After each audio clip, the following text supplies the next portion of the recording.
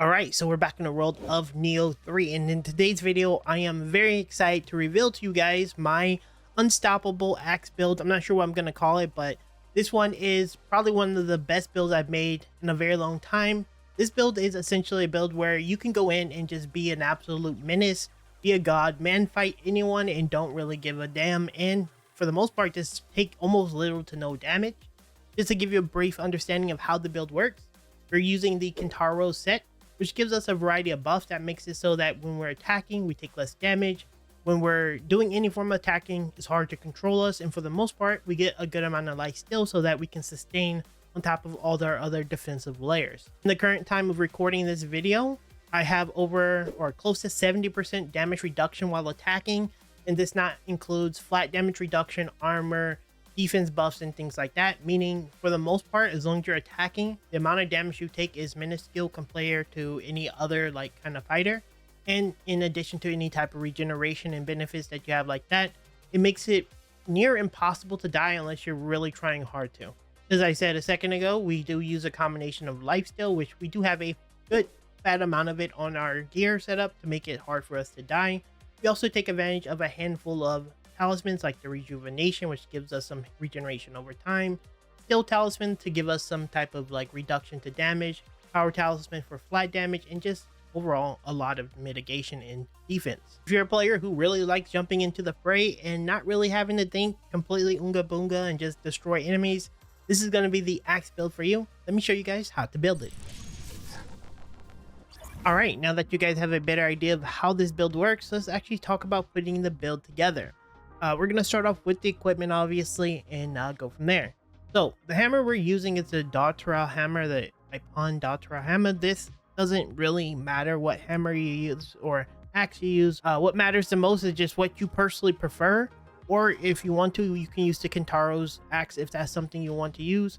I didn't really want to use the Kintaro's axe because I didn't really care for the last affix. I would prefer something else a little bit more tailored, but this completely works whichever way works for you. So that's what we have. On this, we have life drain on melee attack. Right now, we're getting about 10% of the melee attack damage that we deal as healing. And this is actually a pretty massive stat just to keep us topped up. Since we don't necessarily take a ton of damage, any form of healing regeneration is massive on us compared to someone who has lower HP or isn't as tanky. And so that's kind of why this is such a valuable stat. We got lucky on it. A life drain on melee attack. I think this is a max roll, which is super good. Melee key damage, I think this is a good stat just to drain them faster. I put mid attack on this one specifically, as well as attack bonus based on our stamina, since I do scale stamina as my primary attack damage. So that's what we're using here. You can kind of mix it up a little bit, but this is kind of where I would generally place it. This one is just a random stat you get on the weapons once you hit 150. This one has life as the main stat on everything if you get the 2-piece. So I am still looking for a hand cannon that has the 2-piece, which we haven't found yet just yet. For the second weapon, that's completely up to you what you want to use. I haven't really worked on that one because I've been working on my main setup, but just keep that in mind, that's up to you. For our weapon, ranged weapon, we're going to be using a lightning cannon. I just like the way they feel. They do a lot of damage and they're just really good. So the ranged weapon, again, is kind of something you can tailor yourself, but you know, that's up to you.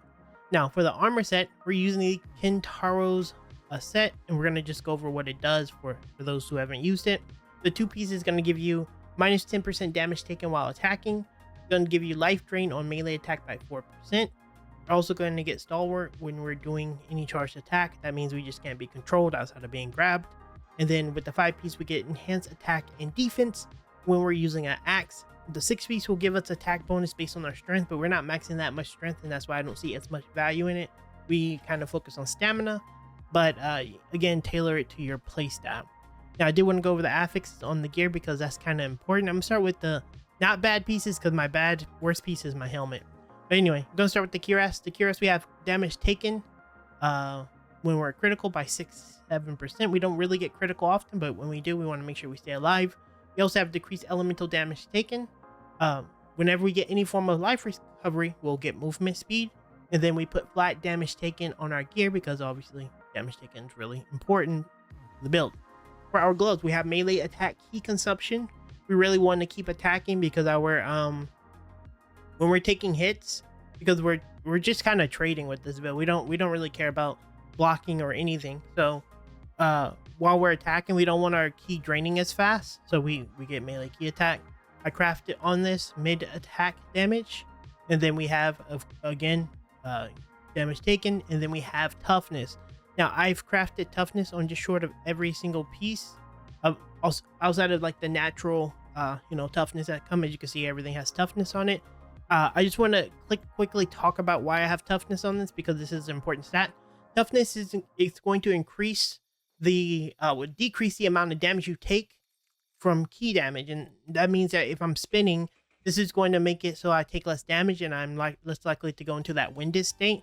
And most importantly, it's going to make it so I can't be staggered, so I can continue to spin. Kintaro set is pretty decent in weight, but I think it's like considered a medium armor if I'm not mistaken, so it doesn't have as much poise or toughness in this case as other heavier armors. And so in my opinion, putting toughness on the gear is super important. And we're going to talk about toughness in just a second when we talk about the skills, but that's just the explanation for it.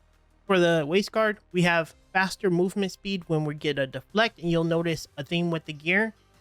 Most pieces have some type of faster movement speed when we do something, and the reason for that is simple. We're at our best when we're hitting things.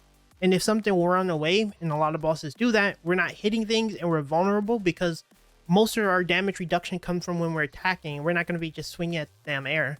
So we want to be on top of the boss. So if you have movement, you can get on top of the boss. Speed is the heart of battle in any game, and that's why I put speed on most of my pieces, and that's super important.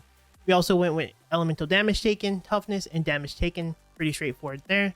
And for the for the feet, we went faster movement speed, key recovery speed on this one specifically because I did want a little bit of recovery speed, damage taken, and toughness. And then for the headband, we still haven't been able to really do much with this one, if I'm being honest. I'm still working on this. But it has a bunch of useless garbage, honestly. The faster move speed is fine on deflect, and the mid attack keys consumption is good, but I don't want the main affix. We can't swap that. You can't swap like the main affix from what I can tell. At least I haven't been able to without with the current materials I have, so that's why we're using that. Anyway, that's kind of the idea. Damage taken, reduce damage taken, movement speed in some form. Try to cover every one of the different type of movement speed, so you're always fast. And then poise, toughness, elemental reduction, and then nothing can kill you, and life still on your pieces. For our what are these called? Accessories. We're using the 2 leaves. We don't have great 2 leaves if I'm being honest, but we got melee attack key consumption on both of them, reducing our melee attack key consumption for the reason I explained just a moment ago, which makes this really good. Talking about stats, pretty straightforward. We're maxing stamina. I'll just go over the stats. We want 20 in constitution. This is a stat I've had for a very long time, since like early game. Heart, typically you're gonna start with 10, then same with strength, intelligence, and skill. 17 is the sweet spot for magic, because that gives you 4 slots, and that's generally all you need unless you're playing a magic build, in my opinion. Pump stamina, and then I got a little bit of heart later. After I hit like level 100, I started giving a little bit to the heart because I did want a little bit more key. For our clan protection, we're taking advantage of the House of Kato. I'm bad at names. This gives us damage taken while attacking. And then we're taking advantage of the House of Date, which will give us Spirit Force charge on melee attack. Those are the 2 houses I would use. Obviously, we don't use ninja style, so it doesn't really matter. For our soul cores, we're going to be using the Gozoki Soul Core. Now, the reason for this is pretty straightforward and simple. It has damage taken when attacking, and that's kind of the whole purpose of the build, as I probably explained in the intro. I'm actually recording this before I record the intro. I'm weird like that. But anyway, damage taken while attacking. We also got strong attack damage, since we do strong attack damage a lot, as well as martial arts key damage. We got this one as well with the same thing, which have martial arts key damage as well. The way to farm this one more effectively, if you're looking for a way to get Gozoki at this high level, just come over here to the battle scrolls. This one here, Sinister End, and at the very beginning, you'll actually find these guys just kind of there, and you just get Quelling Requiem, Luckbringer, and then just keep farming them until you get it.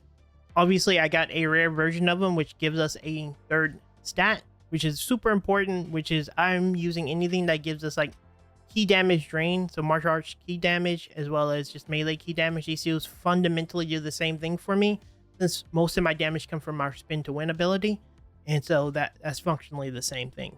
Alternative options that you can use in place of this if you're not this far into the game is those sentry guys. They're like statues within the third map when you're going into the dark wood mission. Those guys have the same stat. They have damage taken while attacking and strong attack. For our yin position talismans, we're using the new People Soul Core. This is one of the best soul cores. What it does is it gives you regeneration. The reason, once again, is because regeneration gives us the move speed. Regeneration is more effective on us because we have way more mitigation, so healing goes way further on us. And yeah, it just keeps us topped up most of the time. We use the Enke Soul Core because this one gives us Still Talisman, which increases our defense. I'm not sure actually how much by, but it increases our defense, so I'm using it. The Yokai Soul Core, pretty straightforward one. Everyone has this if you're watching this video, likely. Gives us more attack. And then we're using Luckbringer here, but this is kind of just because I was like doing a little bit of farming stuff. You can kind of keep this slot open-ended. I will say this, if you really want to not play the game at all and just be Omega Super Unga Bunga, just go with a Mermaid Talisman or the Life Leash Talisman. I forget which one does that. And you will literally never die. I mean, like, the healing would be so absurd that, like, at that point it wouldn't even be fun. I want to be able to possibly die if I super mess up, so I don't use it. But if you super really don't want to even think for a second, use the Vampire Talisman. It'll be, like, absurd. For our Guardian Spirit, we're using Konga Goshi. I think that's how you say the person's name. This increased damage dealt when you deflect. As much as I really just attack, sometimes I just passively will deflect damage.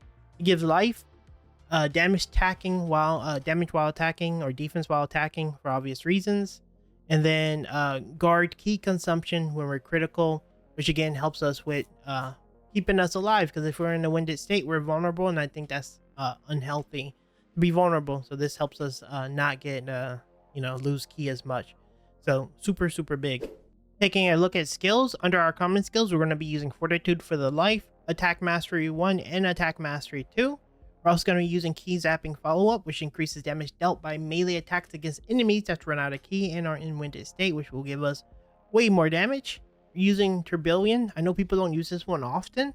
What it does is whenever you're swapping between ninja and samurai, you're going to get reduced key consumption, or you're going to get increased damage dealt by strong attacks. For me, I really like this because the rare times I do swap, this gives me some form of value where I can get a little bit of extra for my samurai. That's kind of the idea. I just try to enhance the samurai, and honestly, there's really nothing else, if I'm being honest. And then finally, we're using Awakening, and I'll show you Rebellion. You can see there when I'm swapping, I'm getting that buff at the bottom, and it's pretty nice, to keep you in the fight. When we're at the samurai, we're using 2P2 on the defense master. We're using Polished Form. There's reduced key consumed by martial arts by 5%. We're using Unshakable to reduce damage taken while you're attacking for obvious reasons. Resolute Art, reduce damage taken while you're using pro efficiency.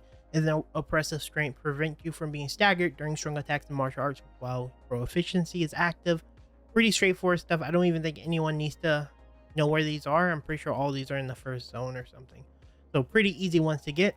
Finally, for the ninja, we're using a Butterfly Grace, reduce damage taken while in mid-air. We do like a hammer throw thing in the sky sometimes. It's like Thor. It's really cool. So we use that. Aerial Strike, increase mid-attack air damage. Again, for the same reason. And the Aerial Mastery Key consumption, same thing.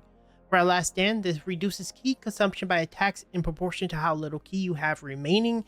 So as we get lower on key, we will have reduced consumption on key, because key, once again, is one of the most important stats for us, since that functionally is a big portion of our defense and offense. Key is super important. Tai Chi Hearts, we're going to be getting increased melee attack damage by enemies that have 8% on full life. I really just didn't have anything else to put here. Dodging, reduce key consumption by dodging. I try to keep things that are generally good, because like obviously if you're dodging on the samurai, it's going to reduce the key consumption. That's kind of the idea behind what I pick here on the ninja. He doesn't have a lot of things that really works well with the samurai, if I'm being honest, for my playstyle. Let's take a look at ninjutsu, because that's most important. We're a mid-stance build. So that's what we take advantage of. Our bread and butter is going to be Tornado Edge, as you can see here. This does a double spin followed by a final spin that does a ton of damage. You can only get this from doing crucible weapons. If you don't know how that works, I imagine if you're watching this video you know how it works, but you just need to find a weapon that has it on its crucible art. Just get max familiarity and then you get the ability. So super good. This is your main skill. This is what you're going to be doing the whole time, most of the time. So that's what you want to use. We're going to be using Heaven and Earth. This one's a okay one as well, because you can just do like this quick slam down. I really like it. It's cool. We use Bear Bane Fire. Hardly ever use this at all. Don't even know why I have it here, but kind of do whatever you want here. On our shift plus hold, we use Battle Focus. Now, this one, I want to talk about it just a little bit, not too long. Now, a lot of people will ask why I don't use Adamantine, and the reason is simple. The problem with this one is it makes you immune to stagger in exchange for sacrificing movement speed. And the reason why this sucks is because it slows you immensely, which is super bad for the build because bosses move a lot. You don't want to ever be in a position where you can't hit them, because that's the most important thing. You want to be able to hit.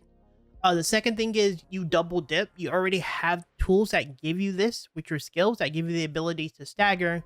And arguably more importantly, if you build towards this, like using this specifically to help you with not being pushed or controlled, you don't invest into toughness. And if you don't invest into toughness, you don't reduce the key damage that you take while you're spinning and doing attacks and blocking and stuff.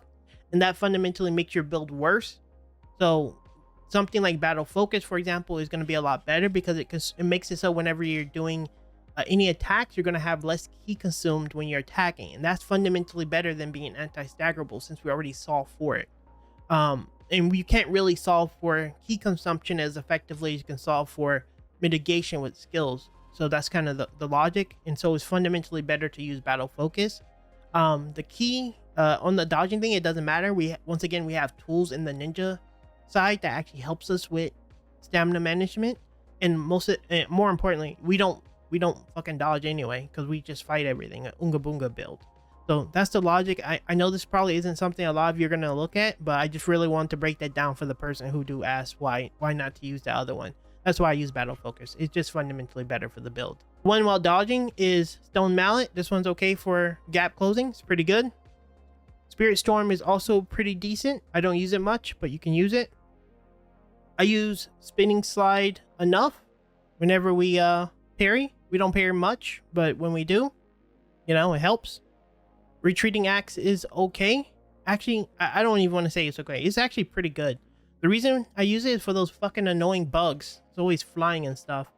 You can just hit them with it, or anyone who's flying, really, and you can like kill them. So it's actually a really good skill. And it also gets you out of position, so you're not like getting grabbed or stuff. I don't use it as much for that, but I still think it's good. Finally, Victory Rush. This one's also super good. After you do a key pulse, you step into their movement. Like you step forward and you kind of push them. The thing is, it's super good because it just gives you free mobility for no extra stamina cost, which is super valuable keeping you in the fight, because you want to be on top of enemies the whole time anyway. So yeah, that's why we're using this one. Super good. Probably one of the most valuable ones we have. With that, that's going to be pretty much it for this Nioh 3 video. Possibly the final Nioh 3 video I make on the channel. We'll see. We got a lot of Crimson Desert stuff coming up in the next week, so I really want to start talking about that. Should I make another build? Just leave me some suggestions, I guess. May perfect this build, but leave me some suggestions. I'll maybe consider making another build if that's something you guys want to see. I will not be doing anything ninja. I just don't like the playstyle. I just think Samurai is just so beefy and brolic and super cool. But you know, I'll maybe consider it if enough people talk about it, I guess, if anyone watches this video. But anyway, I really appreciate you guys watching. As always, I'm going to be pretty much covering most major action RPG games: Crimson Desert, Pragmata, Resident Evil. What else? There's a lot of RPGs, Phantom Blade Zero, that kind of stuff. So if you guys want to maybe stick around and watch me make some more builds and videos and stuff like that, drop a like and subscribe. It helps me out a ton, and of course we're always still trying to grow the channel. As always, thank you guys for watching, checking out my video. Really appreciate you all being here. And just like that, guys, I'll see you in the next video very soon.